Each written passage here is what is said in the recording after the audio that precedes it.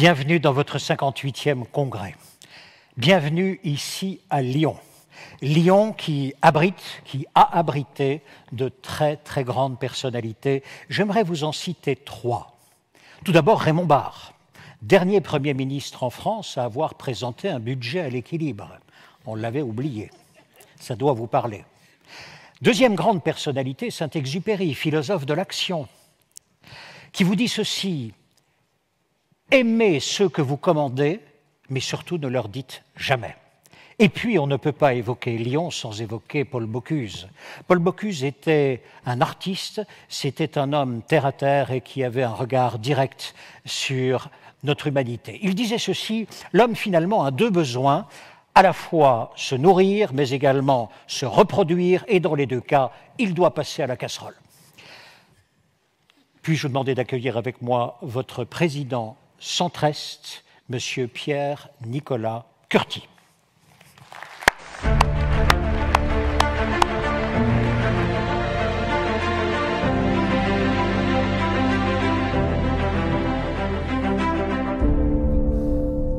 Bonjour à toutes et à tous.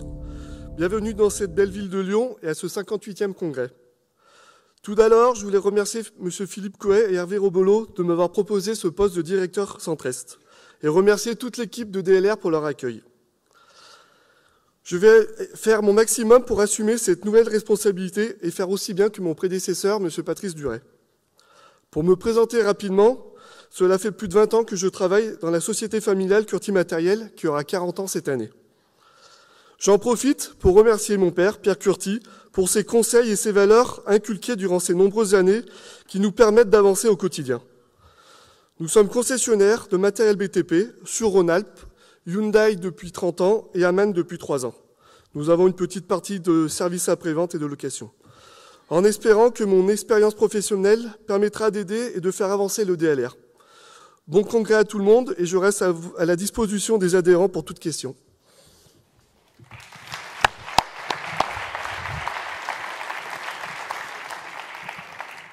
Philippe, si tu veux me rejoindre, non?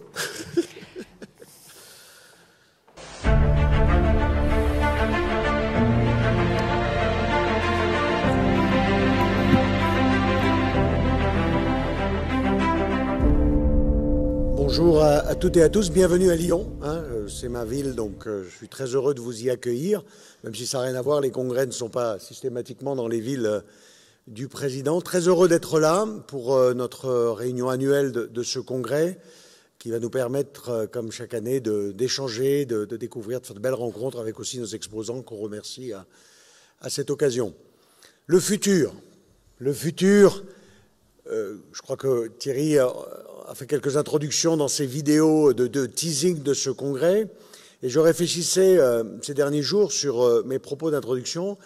Et je faisais un parallèle pour les plus âgés d'entre nous, quand nous étions jeunes, le futur était synonyme de progrès, de qualité, de sécurité, d'amélioration dans tout un tas de registres. Et on voyait toujours le futur comme quelque chose d'extrêmement désirable.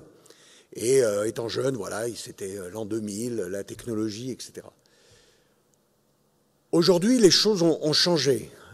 C'est le moins que l'on puisse dire. Il suffit de discuter avec des trentenaires ou les plus jeunes parmi nos collaborateurs pour se rendre compte que le futur n'est plus exactement la terre promise dans laquelle nous avons été élevés, nous les plus anciens, ceux qui sont plutôt dans la deuxième partie de leur carrière. Il y a d'abord l'énergie, on s'est gavé de l'énergie. Je lisais ces dernières semaines la bande dessinée de Jancovici, qui a Le Monde sans fin, que je vous recommande, où à travers tout un tas de démonstrations en bande dessinée, on voit à quel point nous nous sommes gavés d'énergie. Aujourd'hui, on se rend compte que l'énergie, au-delà de son prix, c'est quelque chose sur laquelle il va falloir être tout à fait attentif. Et dans notre profession, évidemment, les choses ont changé. Et ce futur, aujourd'hui, nous pose pas mal de questions. Il y a d'abord, évidemment, cette problématique énergétique dont je viens de parler. Et c'est clair que pour nos entreprises, le fameux sujet de la décarbonation des matériels, qui est arrivé un peu comme un boulet de canon ces 2 dernières années et qui aujourd'hui est au centre de beaucoup de préoccupations. Et je crois que la Fédération y est active et on va un petit peu en parler pendant ce congrès. Je pense qu'on va surtout en parler dans les séances d'échange à l'extérieur de cet auditorium. C'est d'abord un sujet évidemment de préservation de la planète, mais c'est quelque chose qui va certainement traverser notre métier de distributeur et de loueur avec beaucoup de force dans les prochaines années.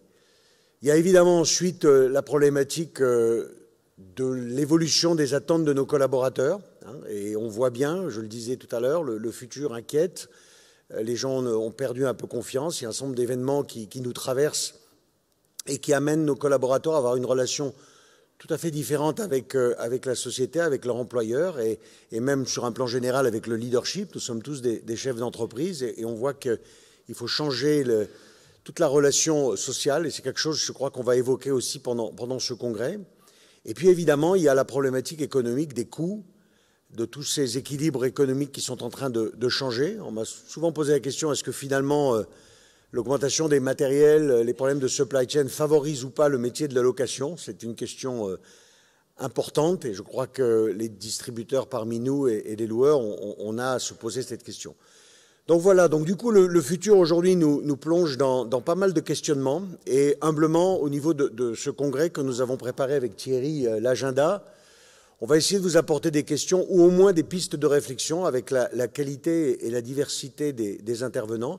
Sachez que la Fédération est complètement consciente de cet agenda que nous avons un petit peu moyen terme et qu'au-delà du soutien quotidien que nous vous apportons avec l'équipe des LR, que je remercie encore une fois à l'occasion de ce congrès, nous allons essayer de vous aider à traverser cette période, je dirais, assez riche et pleine d'incertitudes. Donc bon congrès à tous, à plus tard de toute façon, et merci encore une fois de votre présence. Merci.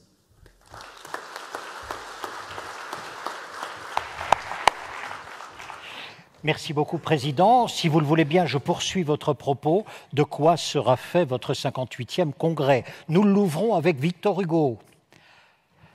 Nous traçons la route, d'autres feront le voyage. 58e congrès qui aborde le nouveau monde en train de se construire, pas mal de chaos, quelques mises au point, et nous allons, nous, l'aborder par fragments, si vous le voulez bien. Premier fragment, c'est le confinement et le déconfinement. Confinement, déconfinement, ils ont cristallisé un certain nombre de déchirures sociales et ils ont également accéléré des façons de vivre et des nouvelles façons d'être. Elsa Godard est psychanalyste, elle est également philosophe. Dans quelques instants, elle viendra vous livrer son regard sur ce monde qu'elle observe. Nouveau monde, cela veut dire aussi des ricochets en série. Nous avons eu le confinement, puis déconfinement, reprise mondiale, avec la reprise mondiale, flambée des matières premières, augmentation des prix de l'énergie, augmentation des prix de tous les transports. À partir de là, vous avez une inflation. La réponse des banques centrales, BCE, Fed. Et vous avez 3 banques américaines qui font faillite il y a quelques jours et le Crédit Suisse qui évite la sienne de peu seulement. Et au milieu de cela, les dirigeantes et les dirigeants qui se disent « mais comment puis-je maîtriser nos coûts ?» C'est ici où nous aurons interrogé un groupe lyonnais. Le siège est à 25 km d'ici. Ses clients sont les compagnies aériennes françaises et internationales. Ils viendront nous expliquer comment ils tentent de maîtriser tous leurs coûts. Nouveau monde, cela veut dire aussi nouvelle énergie. Alors l'ancienne, on la connaît, mais la nouvelle, elle ne s'impose pas vraiment. Là encore, nous interrogerons une présidente d'un groupe de la région, 300 personnes, consommatrice d'énergie. Elle nous expliquera comment, à l'intérieur de son entreprise, elle s'est saisie de la question et l'a fait avancer sur plusieurs années. Ce n'est pas évident. Nouveau monde, cela veut dire aussi nouveau comportement. Enfin, lorsque l'improbable toque à la porte, lorsque l'incertitude est plus présente, comment pouvoir mieux agir ou réagir, anticiper éventuellement. C'est ici où Arnaud Kréber, qui est un ancien du GIGN, mais surtout un ancien gendarme aussi pendant 21 ans, il viendra nous expliquer quelles sont ces attitudes que nous devons avoir pour pouvoir aborder l'incertitude de façon beaucoup plus exemplaire ou plus apaisée. Et puis enfin, nouveau monde, c'est la transition climatique. Ici, nous aurons une scientifique, jeune scientifique, spécialiste mondiale des albatros. Elle observe le réchauffement climatique, mais elle observe également votre désarroi. Désarroi parce que coincé entre la pérennité économique de votre entreprise que vous devez soutenir et d'autre part, la décarbonation pressante à laquelle on vous appelle. Elle posera des constats et elle vous donnera un certain nombre de pistes d'action. Voilà donc le programme. Finalement, dans un monde où tout est possible, le n'importe quoi est hautement probable.